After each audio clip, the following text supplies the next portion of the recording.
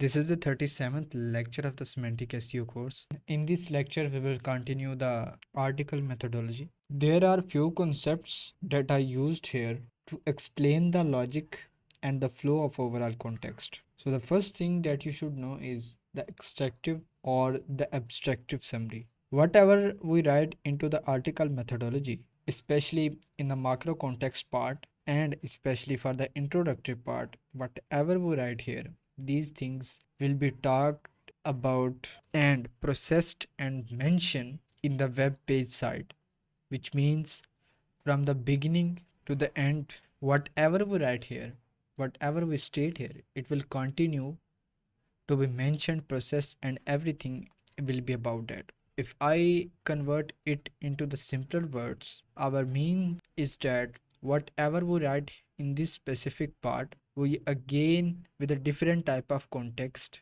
mention in the rest all of the article. If you think about the contextual vector, basically it is the straight line. Most of the time we try to create a straight line, a straight proper context, but most of the SEOs or AI generated content or bad prompt engineering or distracted minds, or you can say the non-expert authors, they create the contextual vector like this. They put the random words, random sentences, and they broke or interrupt the specific contextual flow. We need a straight line without any interruption. So in this case, this is our general summary section. An abstractive summary is the summary that is created with the extracted declaration from the different subsections of the article. The abstractive summary is basically modifying the existing sentences in the key points of an article and using it for summarizing the entire article. When we unite extractive and abstractive summary, you will getting a general summary part. The thing here is that in the future lectures you will see these things more clearly because we see the existing articles. Now to be able to give an abstractive summary or abstractive summary in this area, you need the rest of the article. But since the rest of the article is not written yet and the first section will be written, so you will need to make things easier for the copywriters, authors, and the expert or the expert authors. Because if you create a bad summary, you will be creating a kind of disconnectedness or discoordinates between the beginning part of the article, middle part, and the end part. And since the author did not write the next section yet, they will assume that everything flows with a proper order. And if it does not, in this case, your summary, your heading, and your subheading,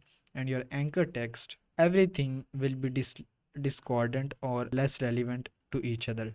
So basically, the extractive summary is extracting the certain type of sentences from the article and putting to the here. But since we did not write yet, we cannot extract extractive summary at the beginning.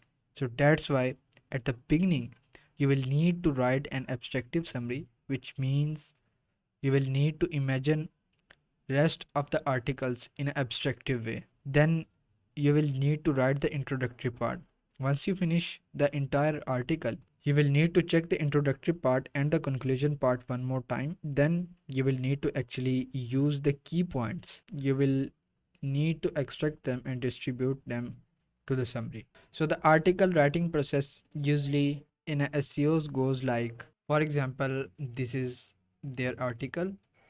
There here the introductory part, here their main content, and this is conclusion section.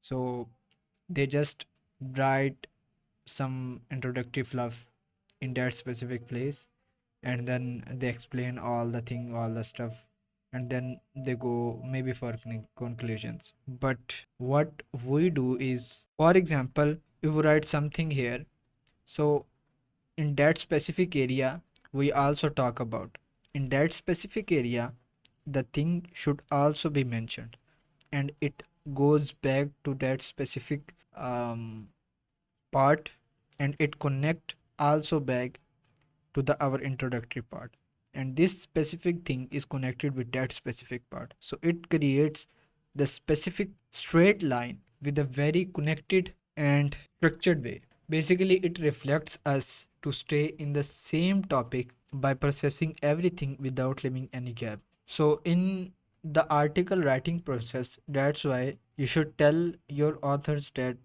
from the beginning to the end, they will need to follow this order. I know I take things slow when it comes to the article methodology, but once we check the existing article, you will get it better. And this is the most important part. So, before ending this specific lecture, we will also have some of the basic rules in this lecture series. As you see here, we use this specific quotation mark. That means author will need to distribute this specific phrase sequence without breaking them, and also with the proper grammar structure. The author will need to give unique information without repetition and without gibberish. If the author follows these rules, if the author protects the grammar structure and always give a unique information by using these specific sentences or the phrase sequence, then the person actually will ending up following the contextual vector and mentioning the most important context term, and at the same time giving always a different information, which will be increasing the overall quality. These phrases are important because these are the justification for the internal links. For example, you see this specific phrase, a gallon of water, every day, and here in the micro context, we also have this specific type of question and the context. If this specific phrase sequence appear in this specific part and it did not appear in this specific part, which is our macro context introduction, then our contextual vector is not straight. If you don't trust your authors always, you will need to put